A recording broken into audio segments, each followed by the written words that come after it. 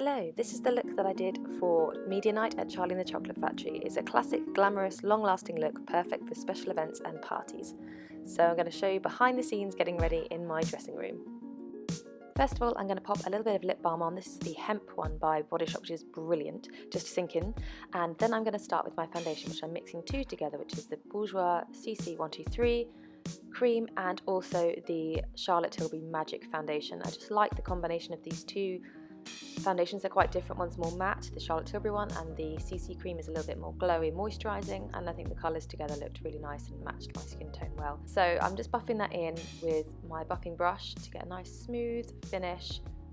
Then underneath my eyes I'm going to use my amazing concealer, which I really like for under the eye areas. It's quite moisturising but still packs a punch for the dark circles, and I'm just using a Sephora airbrush concealer brush, which is really good at really gently stippling and blending in that delicate eye area. And then I'm just going to take it down the side of my face and just pat a little bit underneath and also buff it over my eyelids as a bit of a primer as well, which works really well. Actually, if you just wanted to use one product rather than several, this works really well as a primer as well. So I'm just using it as a slightly highlighting shade as well.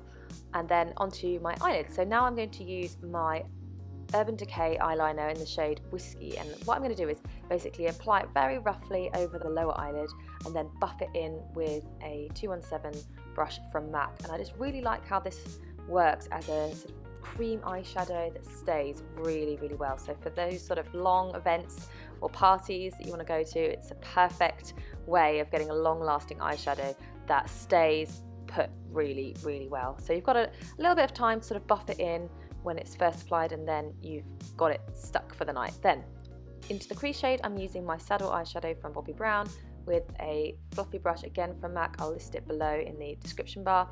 This one's a bit softer than the 217, applies a little less product, which is nice, and I like the way that it applies into the crease. So this is just giving me a little bit of shape and depth to my eyes and making it a little bit more smoky again for this evening look. Then I'm using a clean brush to blend in all the edges and smooth it out. Next, on top of that eyeshadow slash eyeliner, I'm going to use a little bit of the vanilla pigment, which I'm going to just pat in with my finger over the eyelid, main eyelid of my eye, which I think looks really effective and actually works beautifully with loads of different eyeshadows and cream eyeshadows, and it's quite an effective way of getting a shimmer or a sheen on top of a more matte eyeshadow or cream eyeshadow. Then underneath my eyebrow I'm going to use the same vanilla pigment with a flat eyeshadow brush just to get a bit more dense application there and just give a nice sort of highlight under those eyebrows. Then I'm going to go back in with that Saddle shade into the crease just to make sure that it hasn't got blended out. Then onto eyebrows, and I'm going to use my Anastasia Brow Wiz pencil in the shade Medium Brown, which I'm going to go quite defined with the brows for this because it's quite glamorous, this look that I'm doing this evening. So going in very much into the root and the head part of the eyebrow, but also brushing it out to make it smooth and more natural. Obviously I want them defined, but I don't want them to look really fake, so that's what I'm going to do. And this brush is absolutely brilliant for smoothing and blending out any eye pencil. Then for eyeliner I'm going to use my Stila Stay All Day waterproof liquid eyeliner in the shade Intense Black, which is a really great application tool for eyeliner, as I love how thin the nib is and how much product comes off as you apply it. It's really easy to use and very good for a thin, accurate, graphic flick, which is what I was going for this evening. And you can really fill in any gaps that you've got and build up really easily. It's a very good eyeliner pen if you're not confident with eyeliner, or you really want to achieve a thin line and don't necessarily want to go that thick, or if you want to build it up as well. It works beautifully for both. Then I'm going to curl one eyelash at a time and apply my Dior Maximizer Mascara just to make sure that curl is really held for as long as possible. I'm going to just apply that to the top and lower lashes and then repeat on the other eye. I just love how this Dior Maximizer Mascara really does help thicken and make the eyelashes really full before you apply any black mascara. Also, I love that it conditions your eyelashes too. Then I'm going to do any cleaning bits with my tiny little Muji cotton buds, which are brilliant for makeup and great for any little flicks of mascara or any mistakes that you've made. Then on top of the cheeks, I'm going to use my Liquid Becca Shimmering Skin Perfector in the shade Opal, which is lovely for the cheeks. I'm just going to use the same foundation brush that I had before and just blend that in, particularly to the tops of the cheeks, a little bit down the nose and on the chin as well. Then I'm going to use my Bourjois Healthy Balance Compact Powder, which I'm just going to use to set that concealer under my eyes. Then for black mascara on the top lashes, I'm going to use my No. 7 Velvet Lash Mascara, which was a new product to me, and actually really liked this mascara. I found it really thickening and very glamorous in terms of a mascara, and it's got a nice thick fibrous brush, which I like to really build up volume in the eyelashes. Then I'm going to comb through with the same brush that I use on my eyebrows, just to comb through any lumps or clumps that I've got through the mascara. Then on my lower lashes, I'm going to use my Faithful DHC Double Protection Mascara, which is a brilliant, long-lasting, stay-put mascara, and it's got a really fine brush in it, which is perfect for those little lower lashes, and you can get right in to the corners on each side, and it combs through really, really beautifully as well. So it's a great mascara if you find that mascara transfers on you. Then I'm going to do a little bit of tight lining on my upper eyelash line with the same Stila eyeliner, which just to thicken up those lashes and make the eye pop a little bit more and makes the base of all those eyelashes look a bit thicker. Then a quick clean up underneath the eyes with a bit of powder to touch and around the nose, just to make sure that any of those shiny areas are a bit more mattified. Then underneath the cheeks and around my face for a bit of sculpting, I'm going to use my MAC Mineralized Powder in the shade Medium Dark. This has got a nice gentle sheen to it as well, which looks really pretty, especially blending in with the highlighter shade that I've got on my cheekbones from Becca. And I also use it down my neck and underneath my jaw and anywhere that I just want to give a little bit of shape.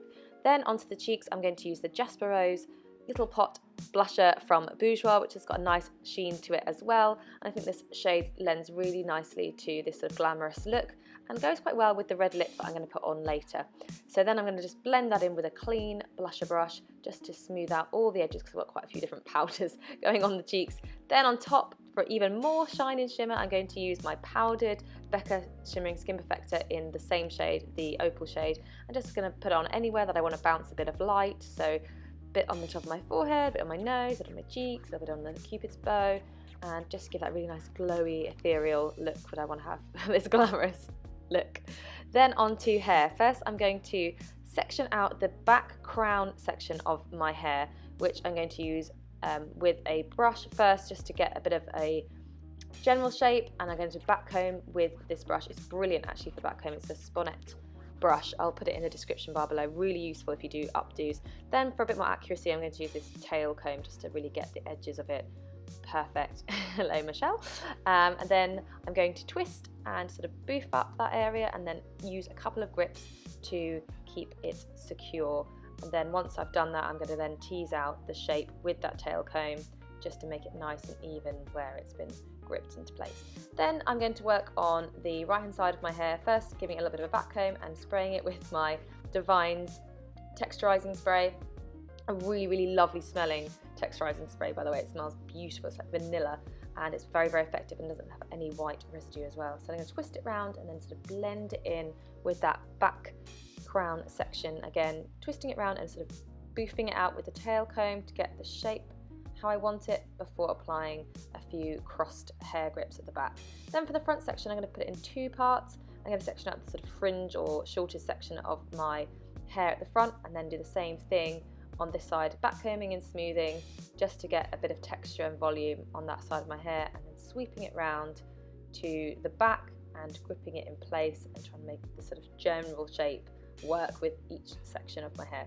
Then for that front section, I'm going to back comb again a little bit more, because I want to have a bit of a wave in this front part of my hair, and I'm going to tease that out once I put it into place with a few thin hairpins, because this is only a small bit of hair, doesn't really need too much grippage.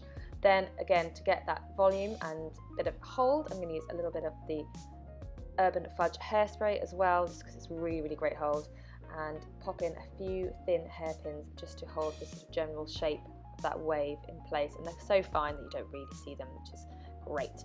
And that's pretty much the top section done. Then for the lower part of my hair, I'm just going to use some GHDs, smoothing out my hair with a wet brush first before doing some curls, which I'm just going to do half a turn and then pull the hair through, sometimes rolling up to hold it for a minute, and just going all the way around the hair.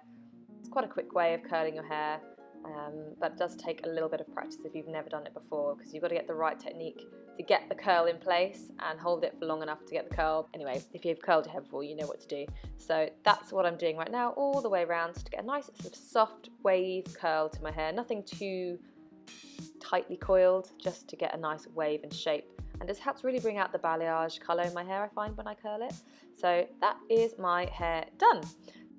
So last of all, for lips. First, I'm going to line my lips and completely fill them in with my MAC Cherry lip liner. This is a beautiful, rich red colour, which goes really well with the lipstick that I'm going to pop on the top. But actually on its own, it works really beautifully well. And because I've used that lip balm right at the beginning, it's nicely sunk in now and moisturised, so that this lip liner just glides over the lips without pulling or dragging, and it blends in really well when you want to sort of fill in the lips as well as line the edges. So going to quite accurately do this, because with red lipstick you've got to get it exactly right. If you go over too much on one side or not enough on one side, it really shows. So you need to take your time when you apply lip liner, which is what I'm doing here.